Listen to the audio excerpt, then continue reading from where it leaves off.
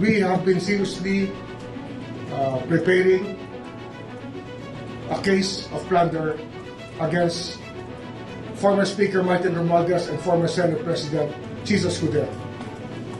Plunder ang aming hinahandang kaso para sa kanila.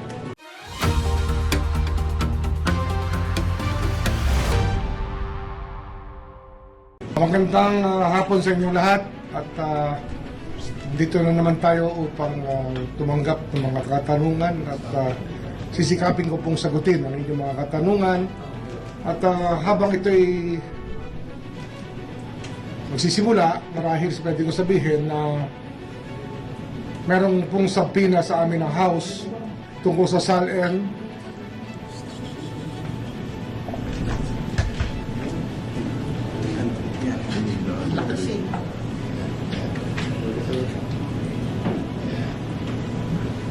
Meron pa? Meron pa. Okay na, sir. Okay na, sir. Kaya may sabina nga ang House sa Kongreso at ito po'y tinanggap namin at bibigay namin ang SALN ni VP Sara.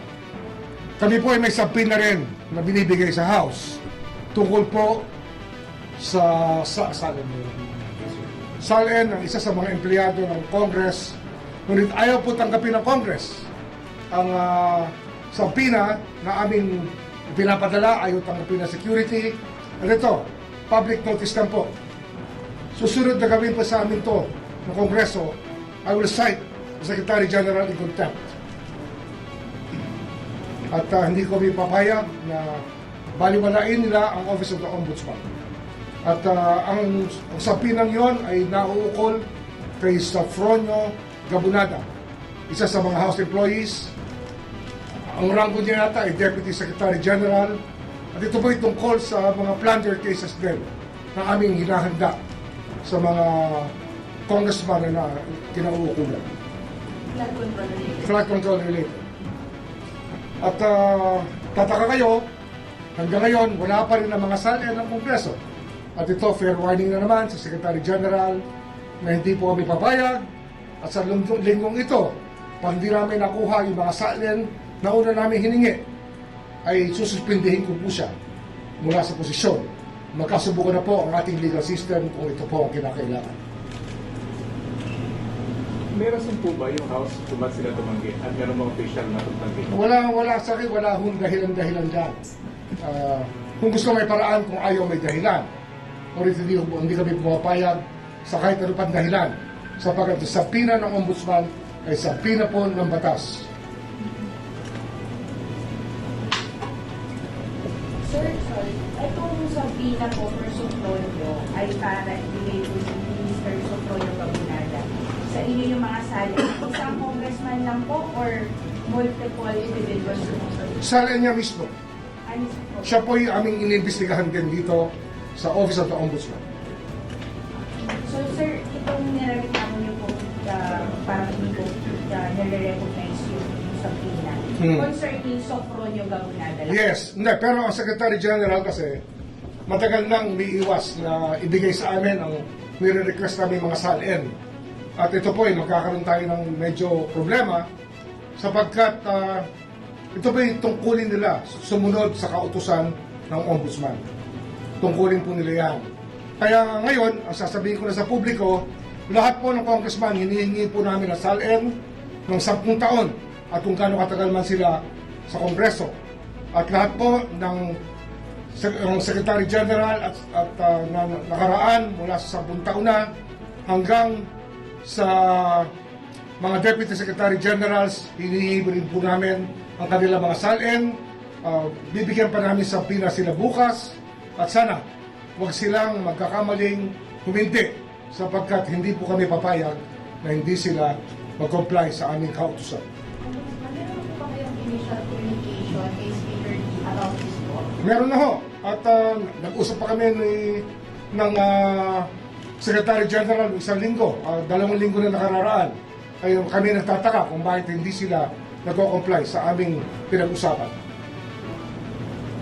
Dahil po sa nangyari, Ombudsman, haharap po ba kayo sa impeachment proceedings?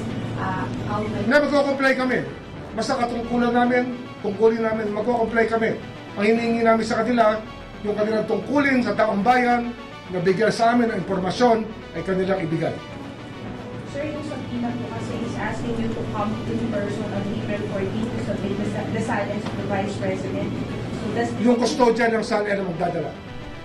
Hindi po kayo. Hindi ako personally. Hindi naman ako may hawak niya, kundi yung officer na may hawak mismo ang magdadala pagkat siya po ang may personal knowledge tungkol sa bagay-bagay na kanila hinihingi. Ombudsman, may naisip ba kayong reason kung bakit ayaw i-provide ng ibang lawmakers yung SALN nila? Hindi ko naintindihan kasi ang batas ay batas. Dapat sumunod sila. Huwag nila sasabihin separate branch of government. Kung sila ay kahit speaker pa o kahit ano pang rango, pag may subpoena ko, sumusunod po tayo. Kung sa korte po tayo, sinabpina, susunod po tayo. Kung sa ombudsman tayo sinabpina, susunod po tayo. Yan po ang nasasabi ng ang batas na nilikha upang bigyan ng poder ang Office of the Ombudsman. Sir, sa Fred, topic lang, pero flood control pa. Sir, kasi may copy po ako nitong information about yung request po ng Ombudsman sa preventive full departure order for the Young Brothers. This was granted by the court. Nakalagay po kasi dito sa request nyo, you cited na they may be liable for graft and malversation with respect to have a confirmation. Isa yan sa aming inahandang kaso. Marami pong kaso na malamang lumabas na ngayong Abril at marami pong lalabas na kaso sa Mayo. At hindi lang po malversation, kundi plunder po ipa-file na namin. Plunder cases will be filed by this office against high-ranking people very soon enough, by the month of May.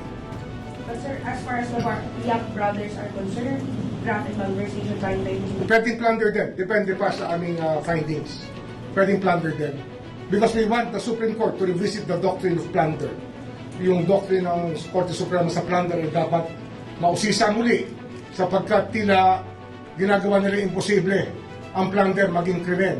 Kaya ito po ay nasa sa kanila na ibibigay namin ang responsibilidad sa Korte Suprema upang maglahad ng tamang patakaran tungkol sa plunder.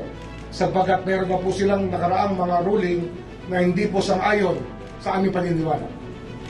So, sir, sorry, yung sa Supreme Court, you filed a motion for them to clarify?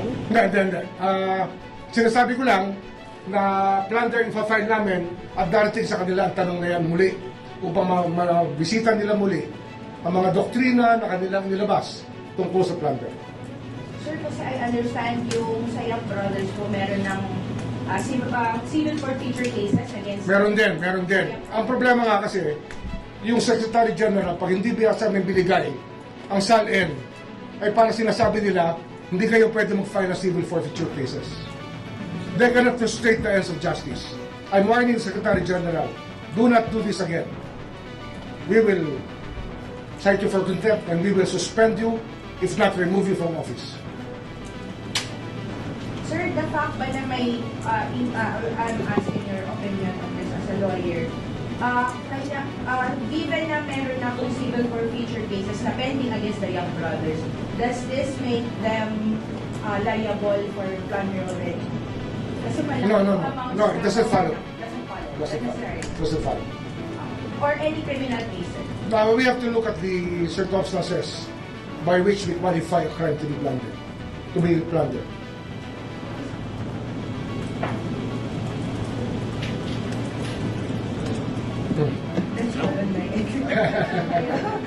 Anyway, in the same light, I'd like to say that we have been seriously preparing a case of plunder against former Speaker Martin Romualdez and former Senate President Chisa Escudero. Plunder ang aming hinahandang kaso para sa kanila. Related sa... On record, sir. And as a conspiracy, with the element of conspiracy involved in the preparation of the complaint. Well, within the month of May, we're just tying up many things that have to be there for us to make a case out of it. Pero the Senate President, the former Senate President, and the former Speaker will be subjected to a case of plunder very soon. Flood control case, flood control related to ito. Ito po. Flood control related in so many ways, yes. Ombudsman, sila na po yung sinasabi niyo kanina na matataas na official. Kakasuhan. Sila yan. Pero marami pang iba kasi nga marami pang ibang miyembro ng dalawang bahay na maaaring tamaan din ng mga kaso ng plunder sa aming hinahanda ngayon. Sir, curious lang. Since ito ay involving former Senate President and Speaker, may kinalaman din ba sa violation of drafting a budget? Exactly. It's actually the way that the budget was passed upon by the two houses and how many things happened to have been implemented because of that. Budget process, sir. Budgetary process. Conspiracy. Conspiracy. Sir, pwede niyo ma-explain paano po nag-evolve dun sa part ng conspiracy? Now you'll get it later on when we explain the facts. Makukuha nyo yan. Madaling maintindihan. Actually, narinig nyo na yung istorya eh. Narinig nyo na yung istorya mula sa mga testigo dati sa Senate. And if you think about it, there was a conspiracy to commit plunder. I think you can put everything together. Kayo mismo, you can put it together. It doesn't take a genius to do it. Kung budgetary process po ito, so ibig sabihin marami pa rin madadamay. Maraming madadamay. Anong years po yung tinitingnan natin dun sa budget? Right now, ang tinitingnan natin 24 and 25. Pero it can go back to as far as the time of Speaker Velasco is concerned.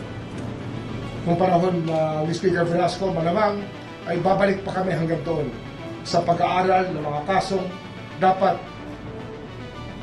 pagulungin laban sa mga taong gumawa ng ganitong gawain na plunder na paglilimas ng ating kaban ng bayan. Kasama pa ng PL, Senate officials. Malamang, meron din. So, sir, pwede rin, on top of violation of plunder law, violation of the budget law ng 2024-2025. Yes. Okay? Wala na. Thank you. Thank you for having